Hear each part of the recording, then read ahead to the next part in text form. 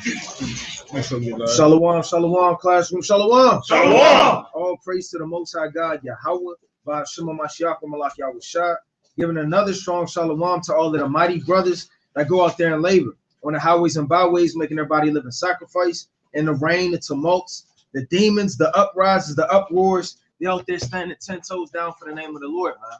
Another strong shalom to all of the aqua that reverence their husbands, being teachers of good things to the children at home, quiet, shamefaced, submissive, loving, steadfast, cooking, cleaning, sewing, doing everything they can do to magnify their office and magnify the name of the Lord. Another strong shalom to all of the aqua that are not married as of yet, but keeping themselves undefiled, shamefaced, on fire, being diligent, steadfast, and always abounding in the work, man.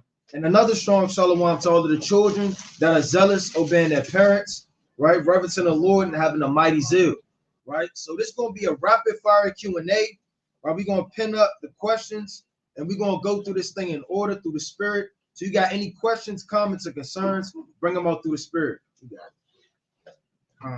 Right?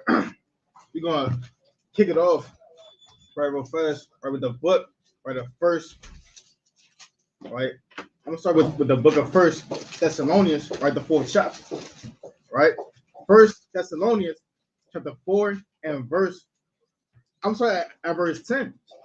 It says, and indeed ye do it toward all brethren which are in all Macedonia, but we beseech you, brethren, that ye increase a more and more. Right?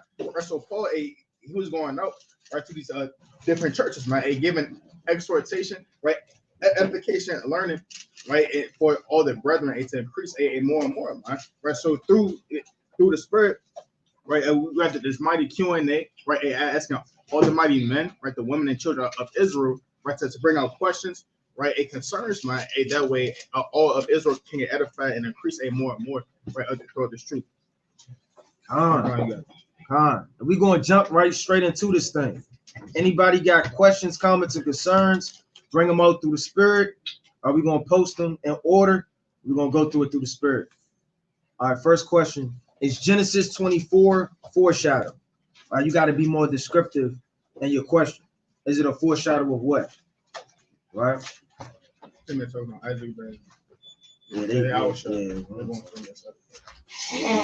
you gotta be more prescriptive in this thing. We sit down there taking 5 minutes to break it down, and you say that's not what that's.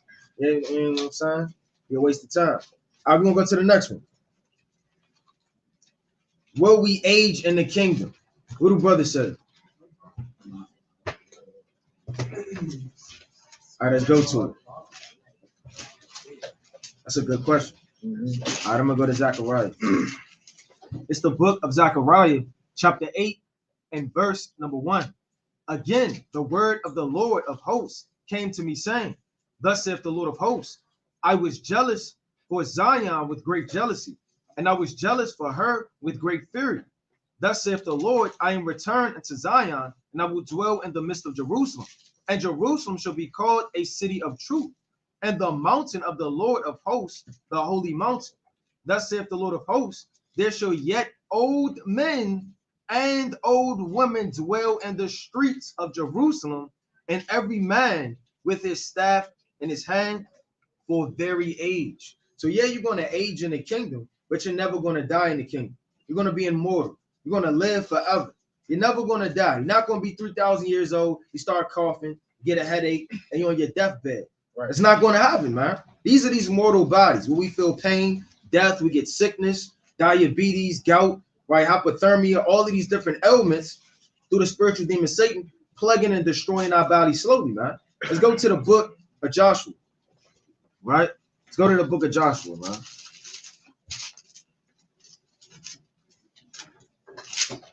(14 and 10). You could get it for me, King? Right. Book of Joshua, chapter 14 and verse number 10. Right.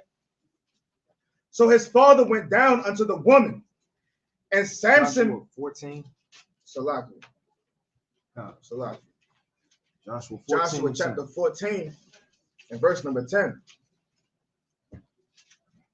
And now behold, the Lord hath kept me alive. And he said, these 45 years, even since the Lord spake this word unto Moses, while the children of Israel wandered in the wilderness. And now, lo, I am this day 85 years old. 85 years old. How old is that? 85, man. Now, the new 85 is the coffin. He got the medicine box. He got the Monday, the Tuesday, Wednesday, Thursday, Friday. Right. He rocking in a rocking chair. He's bitter. He doesn't want to talk to anybody. Right. But that's see how Joshua was at 85. We don't. Verse 11. As yet I am as strong this day as I was in the day that Moses sent me. Right. So you're not going to age in your flesh. It's going to physically age, but you're not going to be as old as that number that society and how this world is now. 80 years old, you throw a damn football to your grandfather, hit him in his chest, he break a rib, man. Next thing you know, you're in the ambulance, right? Damn, in the ER, man. Now they pumping him on a respirator system, right? His last words was, "How could you?" That's off, man. Right? So Joshua, man, he was strong. You understand? Right. And the elder men in the ancient world, right? They were strong, man. They were fighting. Hey, Joshua was fighting at 85 years old. You might want to try your grandfather, the wicked Jake in the world. You're not going to try Joshua, man. Right. Read verse 11 again, King. As yet I am as strong this day as I was in the day that Moses sent me. As my strength was then, even so is my strength now. For war. For what? For war. For what? For war. An 85-year-old man was ready to go to war, man. Check that out, man. Joshua was 85 years old, ready to go to war, man. You didn't have to wake him up out of sleep, right? You didn't have to do all these things you do to these 85-year-olds now. So in the kingdom, we're going to be ready for war. It's going to be peace, but our bodies and our spirit and everything is going to be perfect. Read on.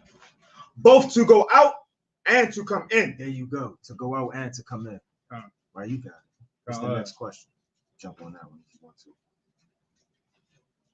I'm gonna read it. PayPal. What is the first steps you should take to build up a wife in the truth? All right. It's a good question. Yeah. That's very good question. A real good question, right? Let's kick it off, right, with the book, right? Let's go to 1 Corinthians, right, the 7th chapter. Right? Let's go to 1 Corinthians, right, chapter 7, right? And we want to start at verse. Let's start at verse 3. At verse 3. 1 Corinthians, chapter 7, and verse 3, right? Let the husband render unto the wife due benevolence, right? And likewise also the wife unto the husband. Right, come on. First and foremost, right, honoring, right, in heaven, right, that due benevolence, man, right? You as the man and the woman, right, you want to make sure, right, that you have everything, right, structurally in order, right, respect, right, and now all type of hell, right, and turmoil, right, being presented, right, inside the household, man, right? It's all hell, confusion, right, uproars, right? Each other, your partner, it should be showing, right, a due benevolence. Right now, let's go right to the book, right, Titus, right, the 2nd chapter, right, Titus chapter 2 and verse number 3, right. Let's go there. The book of Titus, chapter 2 and verse number 3, right. The aged woman likewise, that they be in behavior as becometh holiness, right, not false accusers, not given to much wine, teachers of good things, that they may teach the young women to be sober, right, to love their husbands, to love their children, right. And again, these are key things, man, right, that the men, it should be teaching, right, their wives the scriptures, man, right, teach them the breakdowns, give them the wisdom and understanding, man, to be able to teach holiness, man, to be able to teach from right and from wrong in this thing, man, right, making sure that the children are being brought up rightly, man, right, that the children are also fearing the Lord and keeping the commandments, man, right, that you have that order that the Lord speaks about in 1 Corinthians, the 11th chapter, man, right, about the Most High, right, Yahweh Shai, right, man, right, woman, and then children, man, right, teaching, right, that order at a very young age, man, right, and not giving too much wine, man, right, and that's not physically, right, talking about, right, you know, you giving your wives too much many shepherds, man, or too much damn what's a Magen another David. one? Yeah, damn Magen David, man. Right? You're not letting your woman be into too many diverse, right? Philosophies, right? So-called things that she's bringing into the world and bringing these things into your household, man. Right? By being spiritually drunk, man, as well as physically drunk, man. Right. Right? It says, and also a teacher of good things, man. And what are the good things? A teaching the laws, statutes, and commandments, man. Right? That way our nation can move up even further and more prosperous, man. Right? Because when the men of the Lord are out, right, on the highways and byways, man, right, the women, it should be uplifting, right, raise up the children, right, and making sure that they are being contribute to the ministry. Right, read on. Come. Verse number 5. Let me read 4 again. John. Come. Verse 4. That they may teach the young women to be sober, right? To love their husbands, right? To love their children, right? To be discreet, right? And to be discreet, man. Right? A lot of our women these days are taught these things, man. Right? How to actually love and to serve their husband, man. Right? Which all these things they come through keeping the commandments and serving the Most High, man. Right? Read on. To be discreet, right? Chaste, right? Keepers at home, right? To be discreet, chaste, and keepers at home, man. Basically everything that's contrary to what this word promotes, man. Right? Promotes a woman to be a harlot, man. Right? To dress all type of nude, right? And say this dude that if this man doesn't do a so and so or so and so, that you don't have to listen to that man. Now where is that in anywhere from Genesis, right, to all the way to in the scriptures, man? Right? It's not in there, man. Right? Read on. Keepers at home, good, right? Obedient to their own husbands, right? That the word of God be not blasphemed, right? And also obedient to their own husbands, man. Meaning actually listening and reverence what that man has to say in righteousness, man. Not all the so-called back talk, the bickering as we see, right, in modern day terms, man. Right? That the word of the Most High, be not blasphemed. Right? You got. And I want to add on to what the brother said, man. You got to make sure you built up before you even take a wife, man. Right. So the Lord will overthrow your household. If you don't know the feast days, you don't know how she's supposed to conduct herself, how she's supposed to move, how can you lead her, man, in the first place? So I would examine myself. That'll be the first step I take to build up my woman to that, which way I lead her would be in righteousness. Right? Next question. Was Mary the mother of Yahushua a Jew or a Levite? Well, the Jews are the Levites. So, yeah, she was a Jew, right? You know, read the book of Matthew, the 1st chapter, Luke, the 3rd chapter, verse 23 on down. All right, next one. Hello, what does the Lord say about abortion and suicide? All right, let's go to Wisdom of Solomon 1:12. So the Lord is against, you understand, abortions and suicide, man. And that's a weak spirit to want to kill yourself to escape, man. Because all you're going to do is come right back down the same damn hellhole, the same lot, right, with the same confusion, right, and live the same thing over and over. That's not wise. Bring it up. Wisdom of Solomon, chapter 1 and verse 12, right? Seek not death in the error of your life. Right, so you can't say my bills is out of hand, I don't know what to do, and you start cutting yourself, right? Or you start poisoning yourself slowly by taking a lot of pills. You try to accidentally trip and fall in traffic. Right, these things, man, is the easy way out, so-called. That's what Esau do, man. Esau try to kill himself.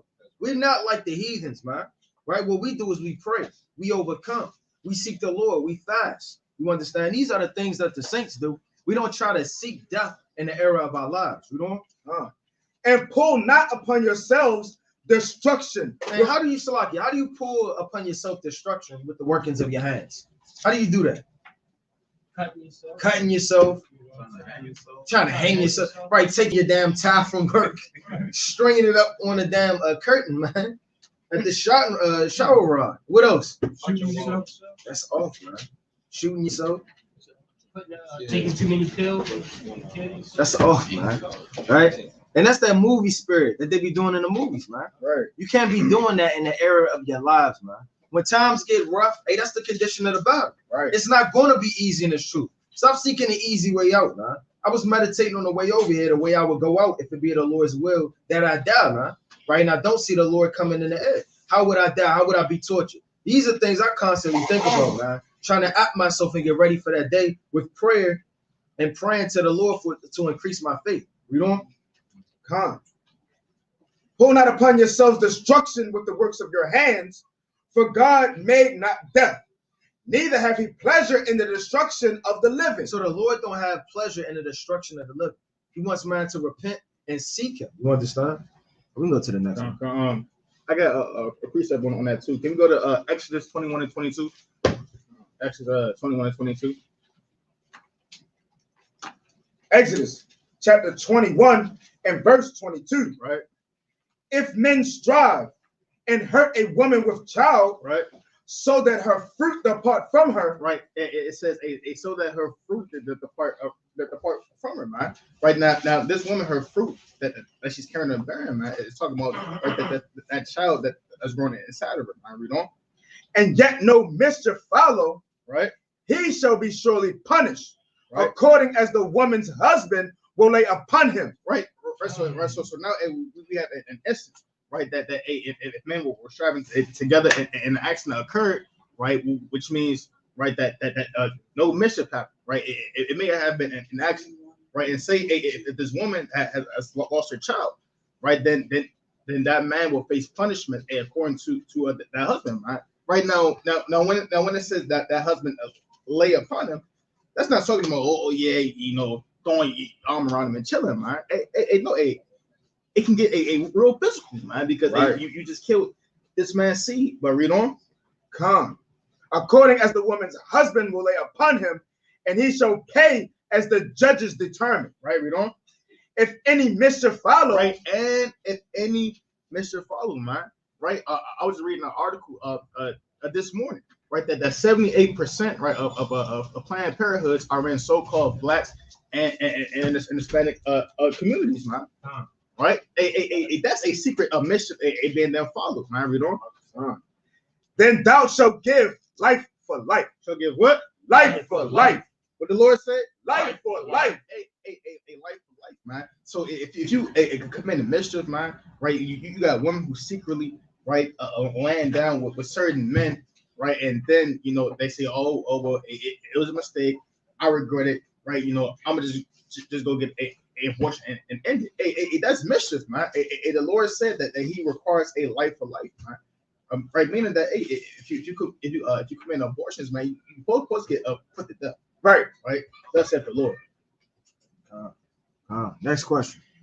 Quick question. In Revelations, when it's talking about buying and selling, so far as the mark, that's just referring to conforming to Esau's philosophies. Let's go to the book of Sirach, right? Chapter 51 and start at 28. Right in Revelations, you understand? 13 and 16. Brother going into the mark and the buying and selling. Let's go into that. Bring it up. Sirach, chapter 51 and verse 28.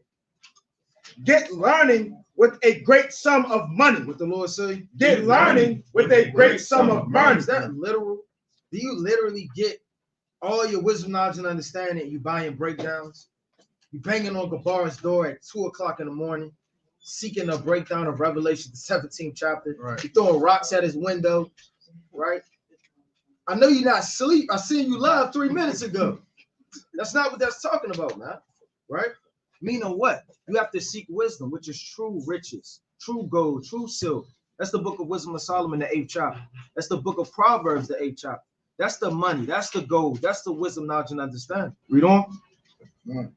And lay much gold by her. And lay much gold by her. So we get our understanding. You understand by doing what? By purchasing. Let's go to the book of Isaiah 55 and 1.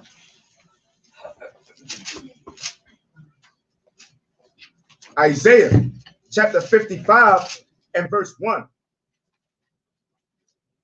Ho, everyone that thirsteth, come ye to the waters, and he that hath no money, come ye, buy and eat. Yea, come, buy wine and milk without money and without price. That's plain, man. That's plain. Come by this understanding. Come by some of this Ezekiel, some of Isaiah, some of John the Revelator. Come get the in-depth breakdowns. That's not meaning you physically buying it and physically selling it or doing anything like that, man. You can sell your soul on a physical level.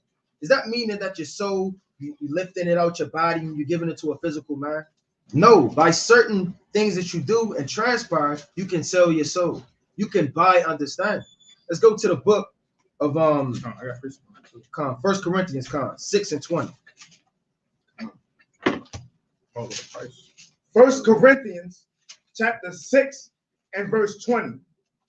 For ye are bought with a price. So that the Lord, he kind of got the money together. Okay, I'm gonna spend 200 for him, 9,000 for him, 300,000 for him. Well, we literally bought physical money. Everything is a physical in the scriptures. You have a lot of similitudes, allegories in the scriptures. Now, when you go to Revelation, that's an in-depth parabolical book, man. You don't want to take half the things in Revelation series, or you'll bug yourself out. You'll think Jumanji will be in the last days. Right. 7 heads, 10 horns, dragons, locusts. That all of this is parabolic and similitude talks, man. Right? It said you were bought with a price. Read.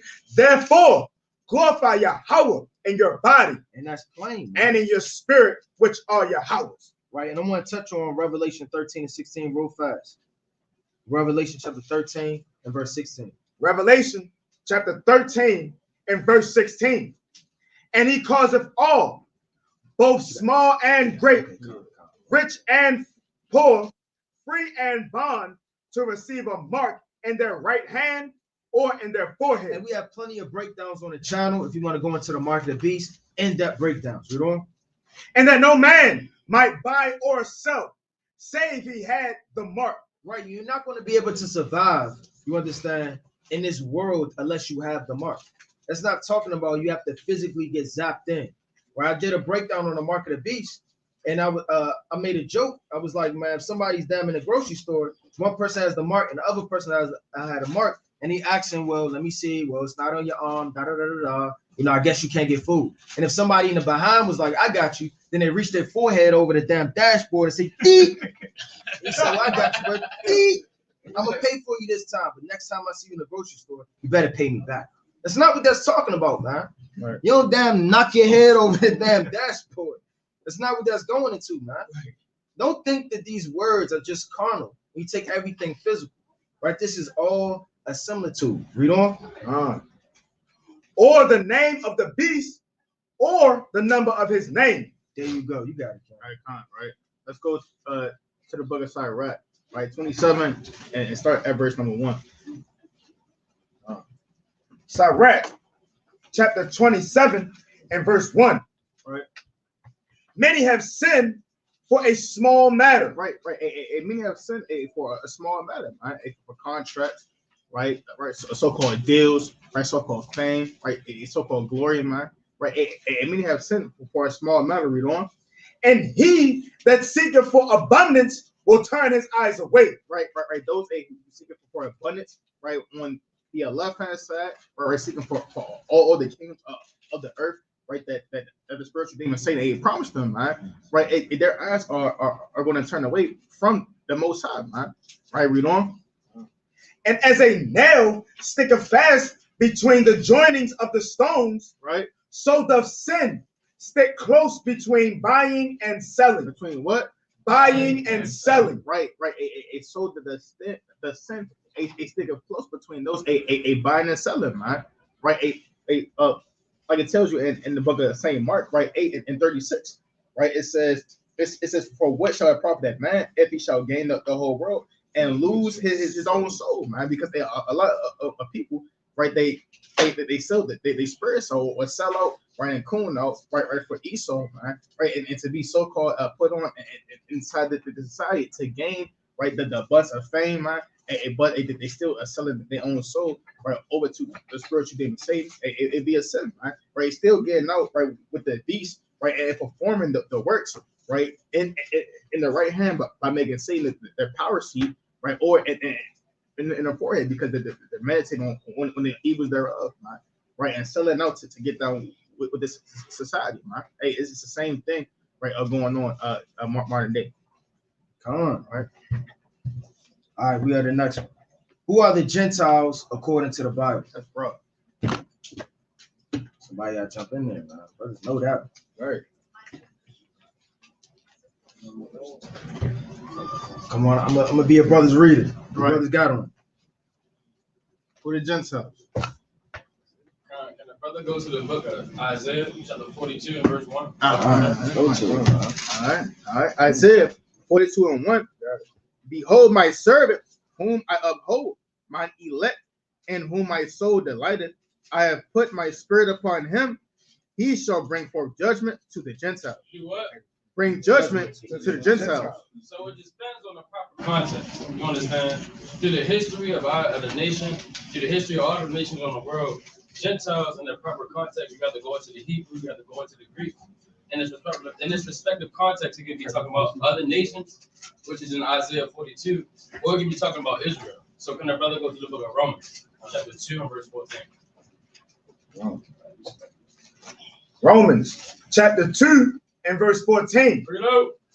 For when the Gentiles, which have not the law, for when the Gentiles, which have not the law, do by nature the things contained in the law, these having not the law are a law unto themselves. So when you go into this word, into the Greek, it's going to tell you that they're Gentiles by nature according to the way that they were living.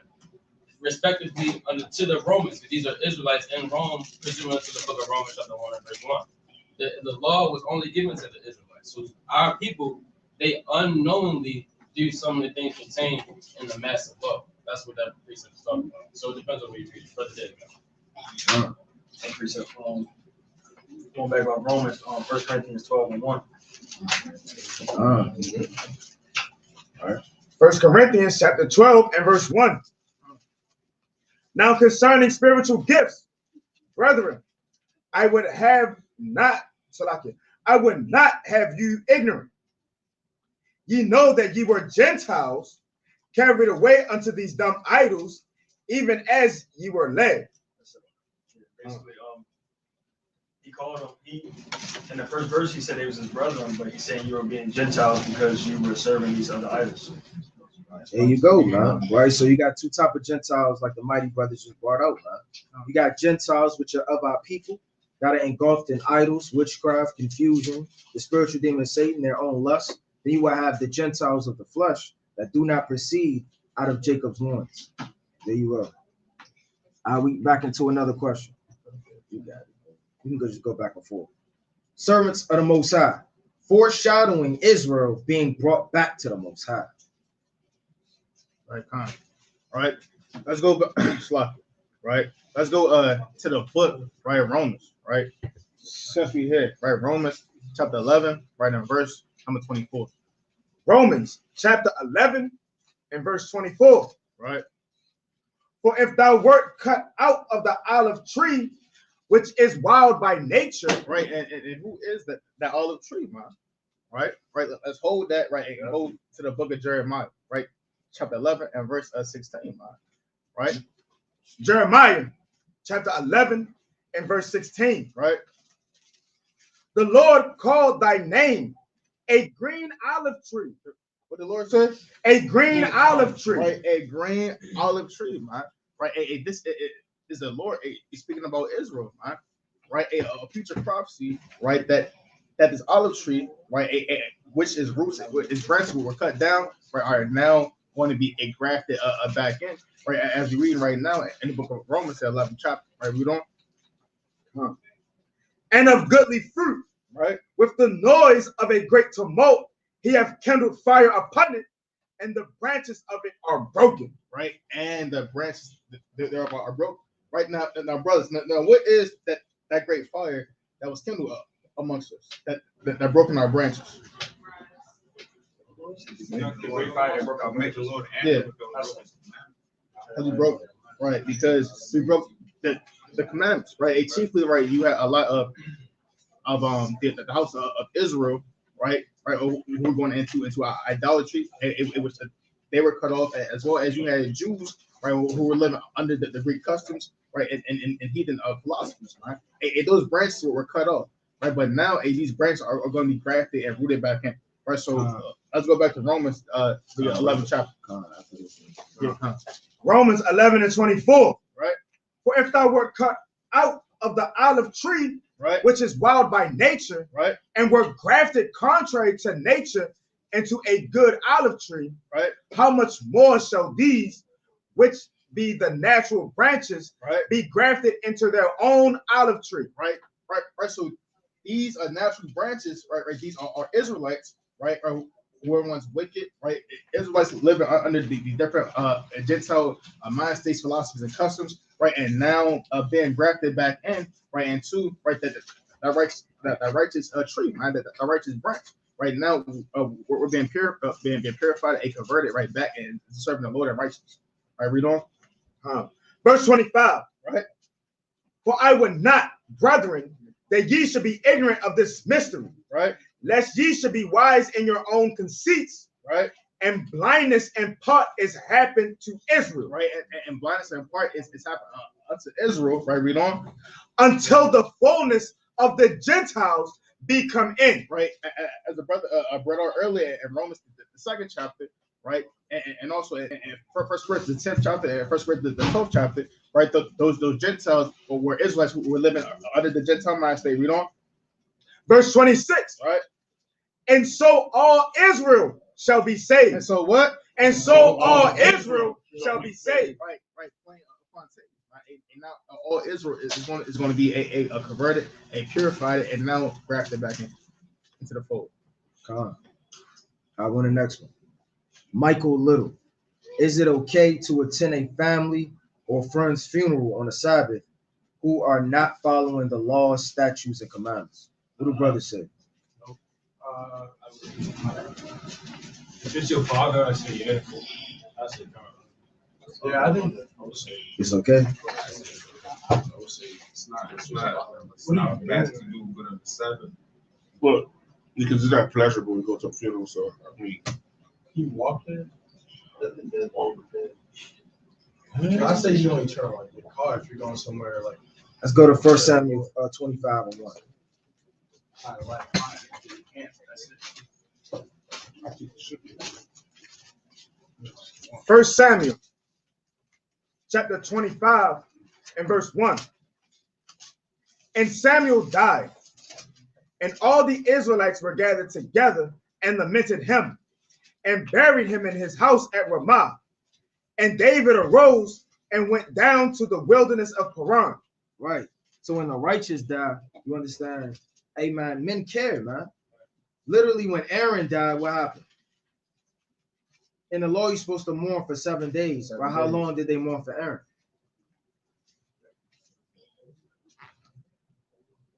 14 days? 30 days. 30 days. Right? So the righteous, not to disrespect the persons, hey, but they have a high stature in this thing, man. When you have a king that died, they will wrap him up with cheap spices and oils and burn it so the whole literal city would know that his frankincense is going up. When you go to the let's go to the book of John. Let's go to John. Chapter, bear with me. 19 and 38. John chapter 19 and verse 38. And after this, Joseph of Arimathea, being a disciple of Yahushua, but secretly for fear of the Jews, besought Pilate that he might take away the body of Yahushua. And Pilate gave him leave. He came therefore and took the body of Yahushua. And there came also Nicodemus, which at the first came to Yahushua by night, and brought him a mixture of myrrh and aloes, about 100-pound weight. Right. So literally, if you go to a funeral, you got Sister Jackson stomping and waving her hat in the air like a helicopter. You got Deacon Jones, he's stomping his Stacey Adams in the ground. And then you got your old nasty pastor from 2002. They used to teach you all these lies. And you sitting up there watching your loved one, and it's all demonic. I wouldn't want to be there, man. Right. I wouldn't want to be there. And if I'm there, I'm rebuking everybody there and setting things in order. Right? That's plain. You want to go there, sit in the back, trim your ways for love, act as if this isn't demonic and evil. They keep a ritual that's not in the Bible. That's you. But according to the Bible, I did an in-depth breakdown on a proper burial, what you should do, how it should be done, how the body should be wrapped, how it should be buried. Everything is according to the law. So if you would be doing things, that'll be doing things like if Esau would want you to get married, you have to walk down the aisle, you have to have an organ present, you have to have Deacon Jones is everywhere. You got to get used to the name Deacon Jones. Right. Deacon Jones is there playing the organ. It's not in the Bible, man. Right. Thou shalt literally commit Deacon Jones to be. That's not a scripture, man. So you got to ask yourself, are these things according to the law?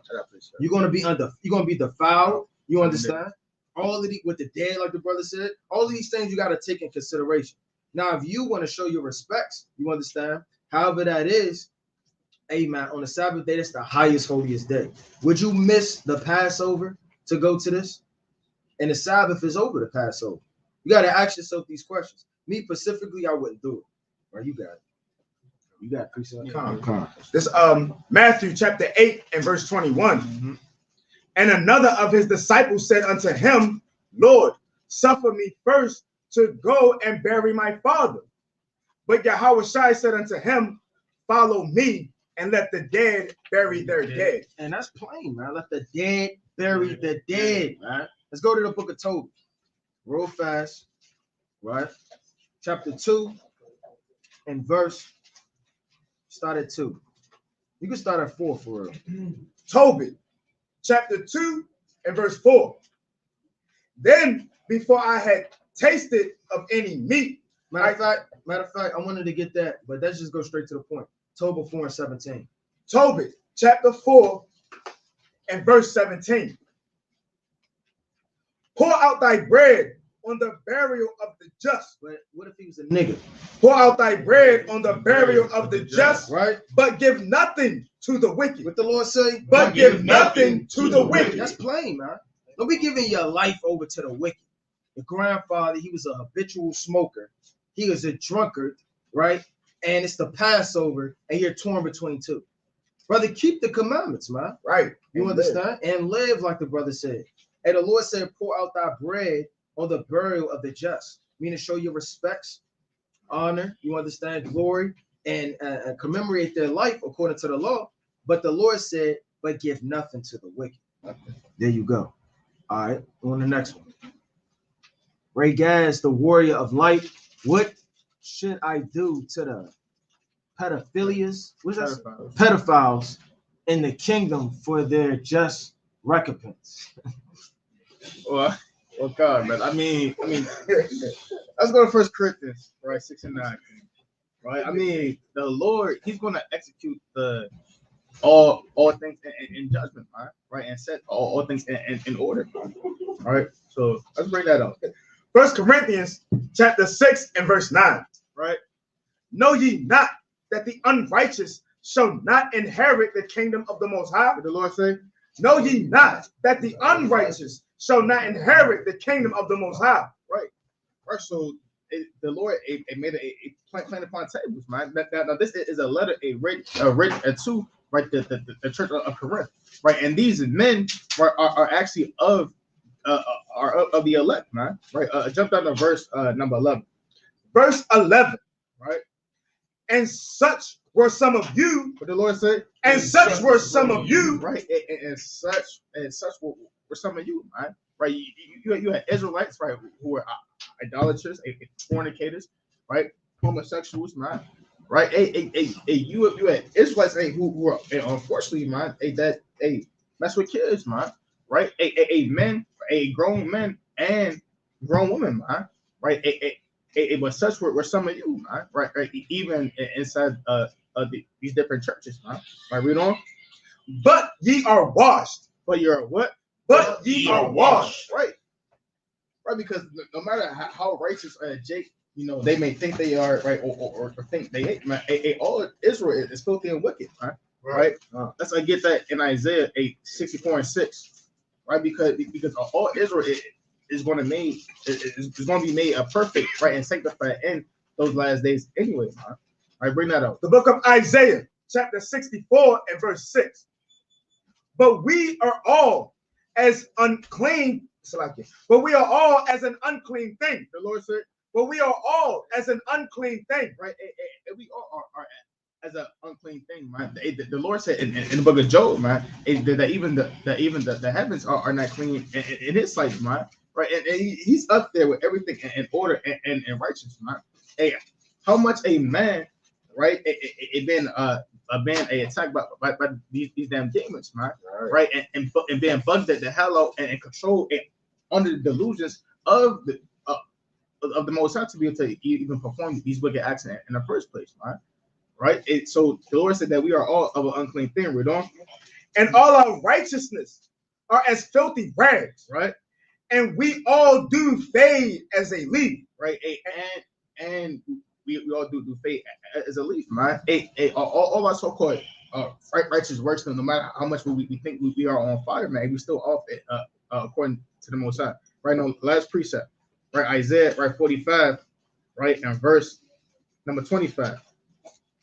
Isaiah chapter 45 and verse 25, right?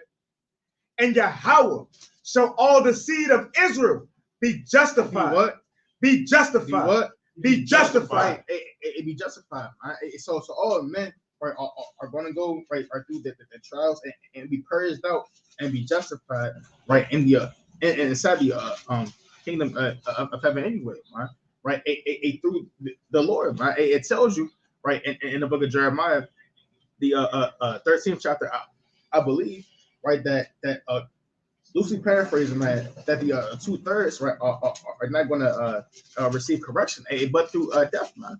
Right. So our people are still right going to have to still get put to death and still try before they receive that perfect spiritual body and earn the right to be made perfect and justified in the kingdom of heaven. Right, Con. So it's going to be the Lord. Con, and you're not going to be thinking about anything in the past life in the kingdom of heaven. Because if you were, then you'd be able to cry, you'd be able to feel pain, you'd be able to do all of that. Go to Isaiah 43 and 18 real fast. Right. So that wouldn't even be a thought. You're looking at the brother in all white at the feast day, remembering how he used to be a rapist. It's not going to happen in the kingdom of heaven. Bring that up. Come on. Isaiah chapter 43 and verse 18. Remember ye not the former things, neither consider the things of old. Right, so you're not going to consider the things of old in this past life. It's not going to be 1,000,000 years in the kingdom and you're thinking about your mom. Oh, man. You know, only if she would have hearkened. Right, you're sitting up there upon a rock, right, skipping rocks at the lake, thinking about your mom and your dog that died in the fire. It's not going to happen, man. Right, so you're not going to be thinking about the wicked. The Lord is going to purge, right, all of the sins, right, through men when they die, man. Let me get that real fast. Isaiah 22 and 14. So all your sins and iniquities will be purged once you die, as far as the 2/3, because they have to be that sacrifice. Bring that up. Isaiah chapter 22 and verse 13. 14. Verse 14. And it was revealed in mine ears by Yahweh of hosts. Surely this iniquity shall not be purged from you. Surely this iniquity, it will not be purged from you till ye die. Till ye die. So after you die, all your iniquities and all the atrocities, all your sins will be purged, and then you will come into the kingdom a new vessel, spotless, clean, on fire, reading, praying, and all the works of old. The law will be embedded in you. Right, we're going to the next one. Right, Mitch Hollins. I mean, from tribe of Judah or the tribe of Levi. I don't know. No, he's talking about what tribe was married from that he had asked earlier. Right now, there's necessarily no precept on that. Right, but when you go into the history says she's from the tribe of Judah. Right, her cousin Elizabeth was from the tribe of Levi. Right, that may be the confusion. All right, we're on to the next one. Shalom family, can you break down Numbers 22 and 22 on down? All right, let's go to it. Let's go to it, man.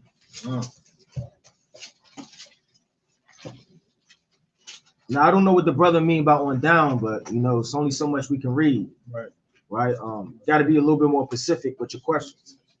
Because you may be Numbers 22 and 22 on down to Ezekiel chapter 39 and verse 5. All right. Bring it up, man. Book of Numbers chapter 22 and verse 22. Right. And God's anger was kindled because he went And the angel of the Lord stood in the way for an adversary against him. Right, for an adversary against him. So you had this man, he didn't listen. So the Lord had to send down a physical angel to be an adversary to stop him from the way and direction he was going. You know? Now when he was riding upon his ass, and his 2 servants were with him, and the ass saw the angel of the Lord standing in the way, and his sword drawn in his hand, and the ass turned aside out of the way and went into the field. And Balaam smote the ass and turned her into the way. Now, this is a beautiful parable because it's going into, and depthly when you break it down, as men that don't want to listen to the Lord. They want to do their own thing. They want to go left instead of going right. They want to follow their lust and their mind instead of the laws and the statutes. They want to lean on their own understanding. That is man, he wanted to do what he wanted to do. The Lord sent down a physical angel. This was a physical ass. This isn't a similitude where he's a piggyback riding another man. It's not what that's talking about. Right. This is a physical ass. These are a physical account.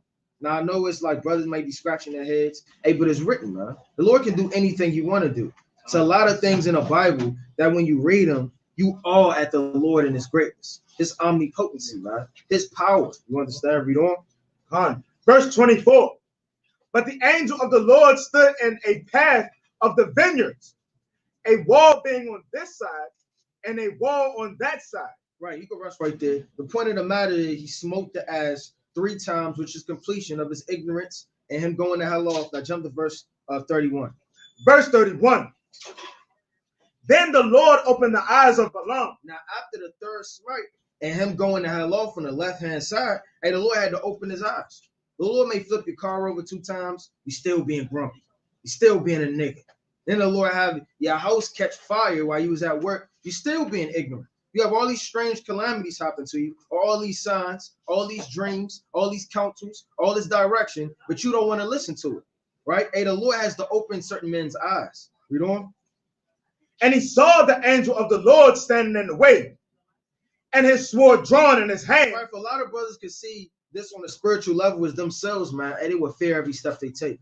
Because the Lord got a sword drawn, ready to take you off the truth, ready to cast you down at any given second, and is waiting to take your life. And you don't even know it because you're ignorant of how the Lord told you not to do the same things you consistently do over and over. Read on.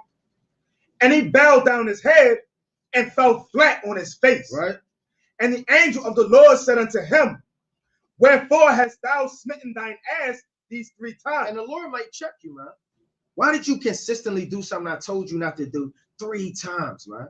3 is a number of completion, right? This was a physical 3 times in the scriptures. Hey, but in your life, it'd be 7 times, 8 times, 12 times. The Lord told you to stop doing that. You didn't listen. Now, the Lord don't always have to show you mercy, right? That could have been your deathbed, your sentence, and the Lord opening your eyes to destruction. You know how many people that died? You read the article, he died in his house with smoke and fire.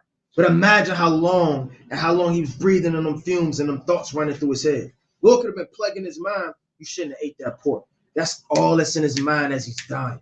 The Lord could traumatize you and kill you really slowly. And all you thinking is what this angel just said. Read verse 32. And the angel of the Lord said unto him, wherefore hast thou smitten thine ass these 3 times? What if you riding on the highway and your brakes go out? And all you hear is, why did you do this 3 times? That's all you keep reading. You go into your destruction. That's what the Lord can do to you. Read on. Behold, I went out to withstand thee, because thy way is perverse before me. Hey, thy way is perverse. So when you go into this parable, you understand that's really what it's going into: disobedience, not following the Lord, not hearkening to what he deemed you to go into, and ignorance, man.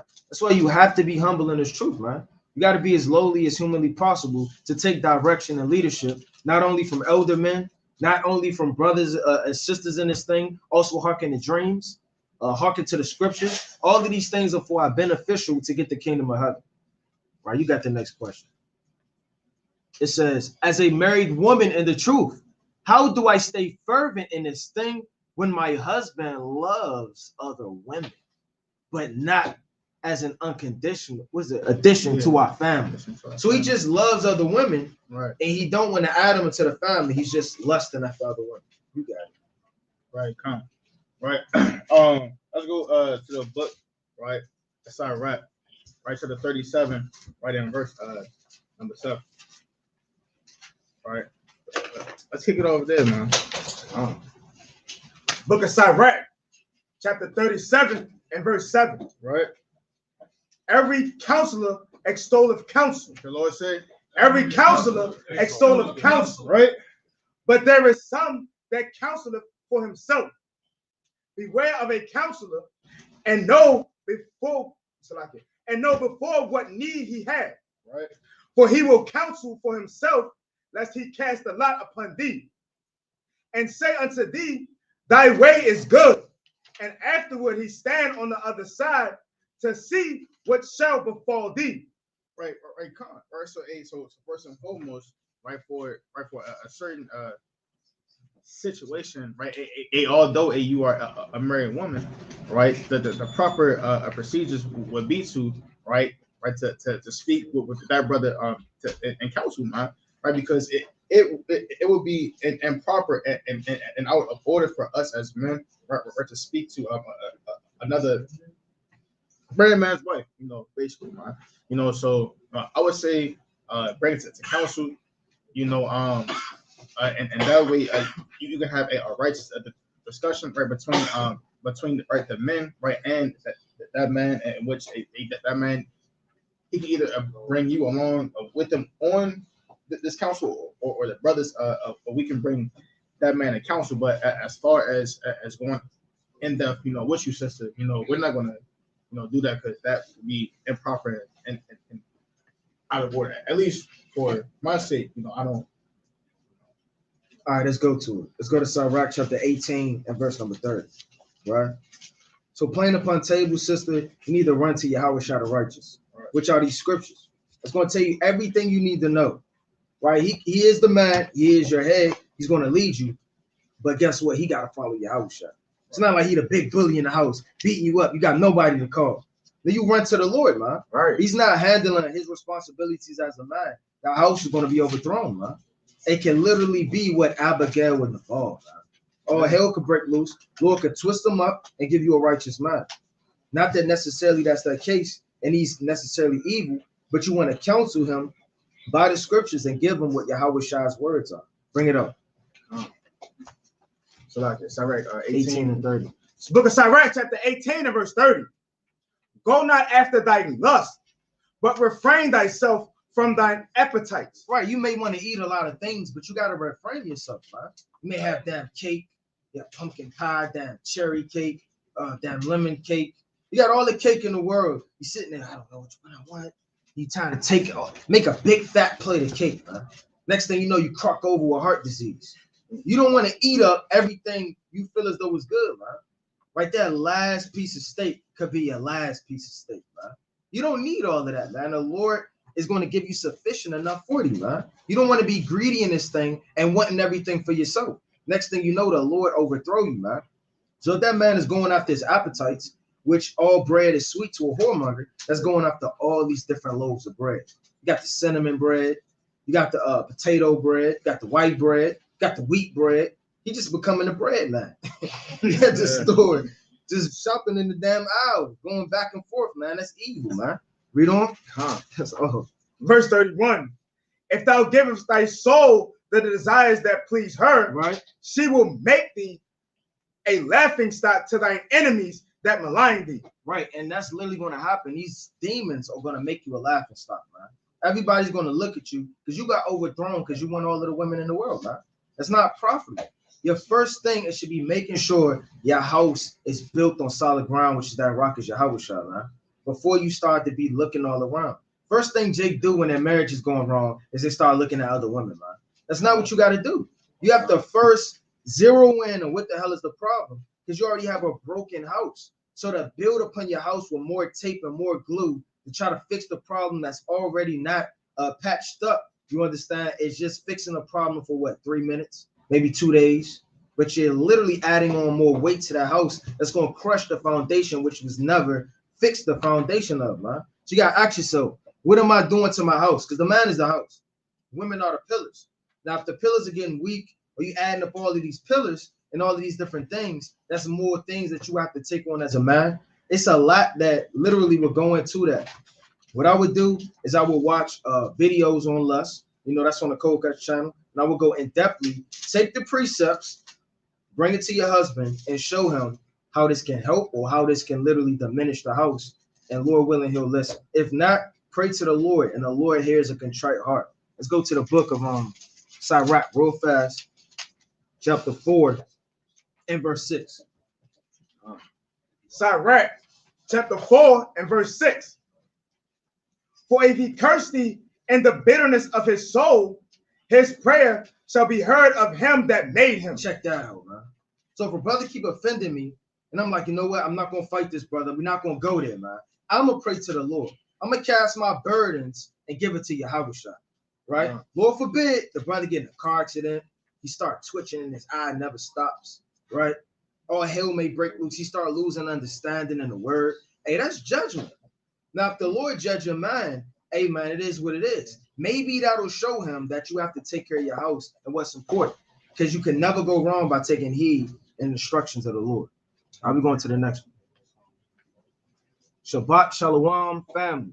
As a married woman, in the truth, what do I do if my husband wants another wife, but I don't believe in it or isn't fully 100% with it? Please help. Let's go to Proverbs 14 and 1. Go to Proverbs 14 and 1. The book of Proverbs, chapter 14 and verse number 1. Right? Every wise woman buildeth her house, but the foolish plucketh it down with her hand.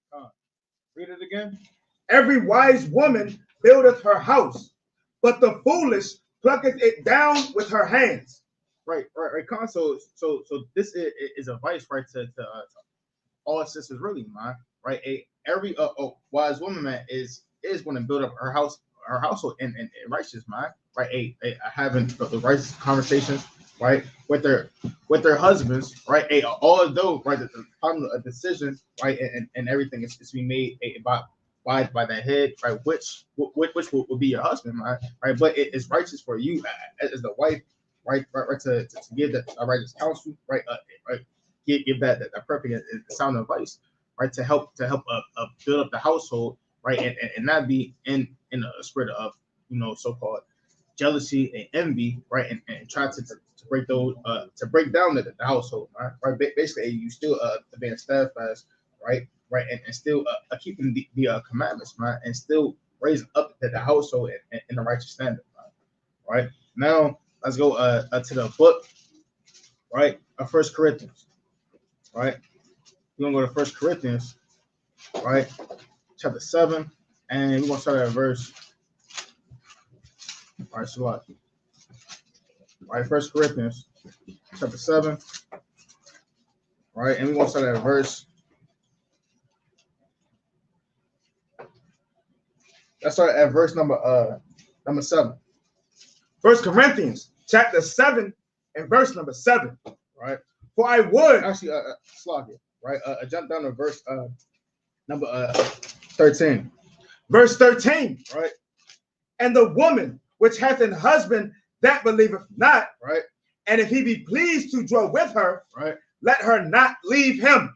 What the Lord said? Let her not leave him. Right. So, and all these things are of the Most High to begin with. So if the man takes a wife, right, that may not be fully believing, right, or, you know, they may still getting built up, you know, not to say it is wise or not wise, man, right, because the Lord could be bringing in this sister, right, into the household to help with the cooking, with the cleaning. She may be a good teacher, right, to start doing homeschooling, man, right, as well as been humble and still being built up, right. But if the unbelieving wife, right, read on. Again. So read it again. Yeah. Come on, verse 13. Right. And the woman which has an husband that believeth not, right, and if he be pleased to dwell with her, right, let her not leave him. Right. For the unbelieving husband is sanctified by the wife, right, and the unbelieving wife is sanctified by the husband. Else were your children unclean, but now they are holy. Now are they holy? Right. Right. So still, that woman would still be sanctified, right, and still be covered, right, under right the guidance, right, of that husband, right. So if the husband, right, is going to bring, right, this woman into the household, right, of course, right, it is righteous, right, as that man, it's first approved, right, this woman is saying, right, if she's going to humble down, right, and actually come and keep the laws, the statutes, and commandments, man. And that way you don't have a confusion, right, inside the household, right? Having, right, those righteous conversations, right, and being one, right, by the wives, man, right? You know, you got it. Let's go to Sirach chapter 37, verse 27, right? So everything not lawful for every man. You understand? So just because you got multiple wives doesn't mean that that's every brother's lot in the truth. Brothers hear that as if it's a 50% off sale. They get in a car with no gas in it and they on the run, man. You don't have to do that, man. It may not be for you. It may not be for half the brothers, if not all in this room. You got to understand, look, do I have children? What is my office in the church? How much time do I have on my hands? How built up am I? What is my understanding? What is my wife given to? If I know she's the weaker vessel and she's fighting Satan, and Satan plagues her mind constantly about jealousy, why would I have her to now fight more demons unnecessarily off of my lust? Bring that up. Sirach chapter 37 and verse 27. My son, prove thy soul and thy life, and see what is evil for. You have to see what's evil for your life, man. And women, thus saith the Lord, hey, man, it's the wickedest thing, man. You have righteous sisters that are on fire, they zealous. I'm not talking about those women that are keepers at home and shamefacing on fire, but you have the women of this world, they're wicked, man. They literally would turn you to a piece of bread. And there's some women that have fringes on that'll turn you to a piece of bread. You know? And give not that unto it, right? For all things are not profitable for all men. Neither have every soul pleasure in everything. Right. Every soul doesn't have pleasure in everything. Now, as a woman, you solely at the end of the day have to do what your husband says, unless he's telling you to commit a sin. If he's telling you to eat a pork or commit murder, you have to diligently say no. But if he's not going off and committing a sin, you have to follow him. Now, that doesn't mean that every way he goes is the correct way to go. He said, first seek counsel from the Lord. Let's go to the book of Judges, chapter 18 and verse 5. Because after all of the so-called what they call it, I don't know what to call it, man. After that feeling goes away out of you, damn, 60 years old, right? What you gonna do in the house? Got 4 women in the house, 60 years old, 40-something years old, 50-something years old. You don't have that same zeal you had as a young man to do the things you want to do. Right now, you trapped in the house. You know? Okay. Judges chapter 18 and verse 5. And they said unto him, as counsel, we pray thee of God, that we may know whether our way which we go shall be prosperous. You got to ask yourself, is your husband seeking counsel in the Lord, whether whichever way he go, if it's going to be prosperous? Or is he leaning on his own understanding? Is he not pleased with how you look, how you smell, how you moving, or y'all arguing? You have to zero in on all of these things. It all boils down to counsel. Go to Sirach chapter 26 and verse 6. Because it's not a question whether he can have them or not, because he can according to the law. But it's a question, is it sincere? Sirach chapter 26 and verse 6. But a grief of heart and sorrow is a woman that is jealous over another woman. Right. So you got to ask yourself, am I jealous? You got to take a step back and evaluate the whole situation with precepts and take the counsel of the Lord. Take a step back and evaluate everything. Am I being jealous? Am I being out of order? Right? Maybe I feel like I can cook, I could clean. Maybe I feel like I'm pretty, and that should be enough for him. And now something's wrong. I need counsel. Don't be that sister that's doing that. Because look, you'll be overthrown and you wouldn't be justified according to the law. But if you see traits in your husband that are leading him to a sexual lust and desire, you have to check that through the precepts and show him the right way to go. If he chooses to do that anyway, you will have to live with it. You know, it is what it is. When I say live with it, I mean his decision that he makes. You know, you're not bound up in a basement in a chain to live how he wants to live. You could depart and live in an apartment building if that be your lot and that's what you want to do, but you have to weigh out the whole situation. It's more virtuous for a woman to live under her husband than apart, because you can do more of the work of the Lord, more cooking, more cleaning, more sewing, more being a pillar of rest, more running the bath for us, more things he needs to labor for the Lord according to the law than you will be able to do by yourself. All right, let's go to the book. Say Tyrell Bennett, Acts 8 and 26 through 27. All right, Mr. Bennett in the building. let's go. All right, break it down. Let's go to it. Acts 8 to 27. Come. Book of Acts, chapter Start at 26. Yeah, it's 26. Acts chapter 8 and verse 26. Right. And the angel of the Lord spake unto Philip, saying, Arise and go toward the south unto the way that goeth down from Jerusalem unto Gaza, which is desert.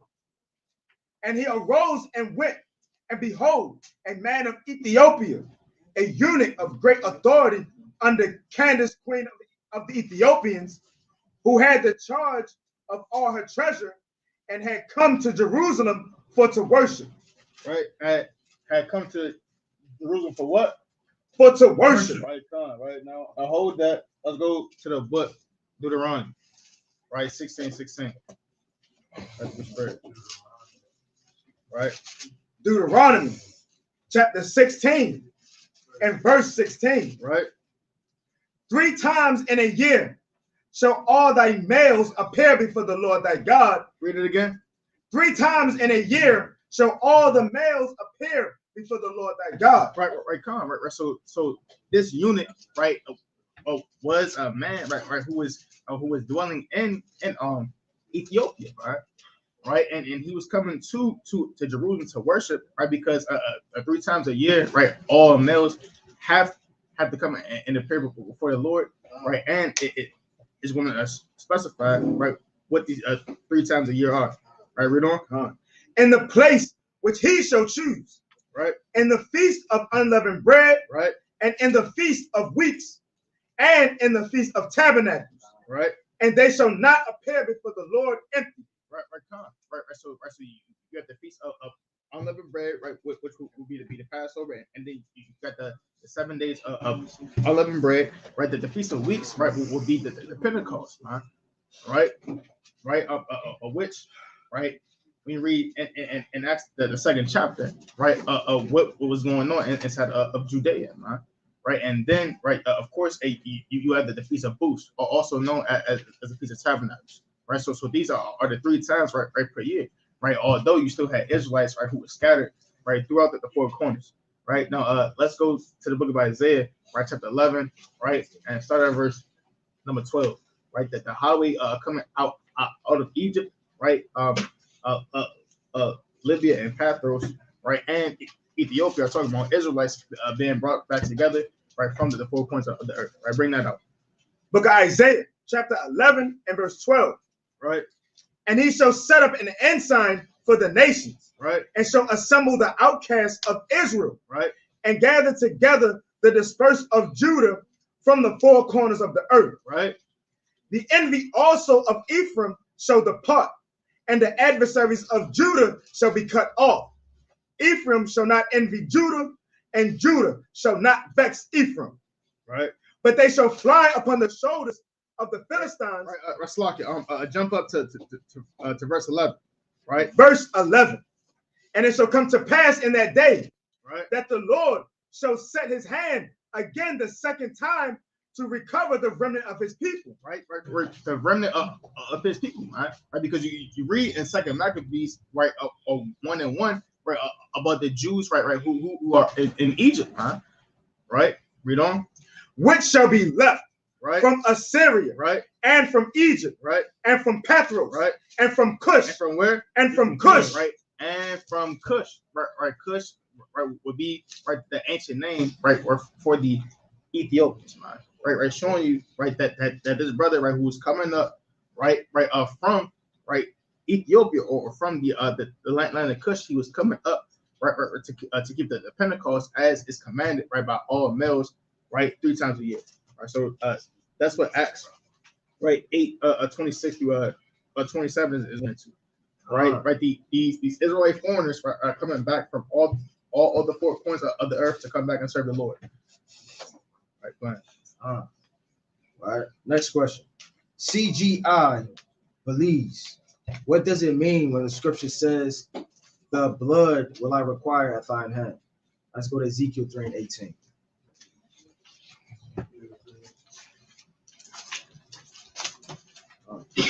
Book of Ezekiel, chapter 3 and verse 18. When I say unto the wicked, thou shalt surely die, and thou givest him not warning. Right, now who's the wicked? This is talking about our people, man. We got people smoking weed, getting drunk, and all type of crimes and atrocities, gang bangings. They in Christianity and Roman Catholicism. They definitely in Islam. Right. These are all of the different things that the wicked of our people are engulfed in. Read. And thou givest him not warning. Meaning, if you don't tell this brother, hey, you going off, man. You kind of reaching your hand in the fire to pull him out of it. If you don't tell him that he's going off and he's being wicked, nor speakest to warn the wicked from his wicked way to save his life, the same wicked man shall die in his iniquity. But his blood will I require at thine hand. Check that out, man. So if I seen a brother, right?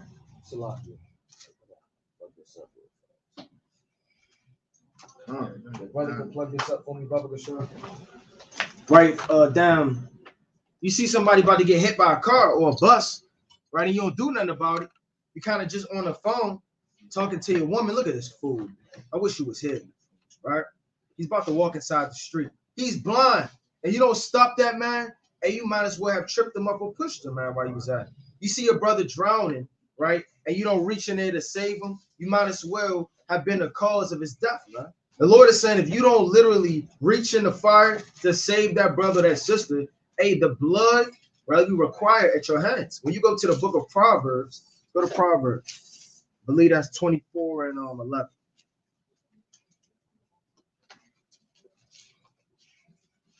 Right, let's go to Proverbs. Proverbs chapter 24 and verse number 11.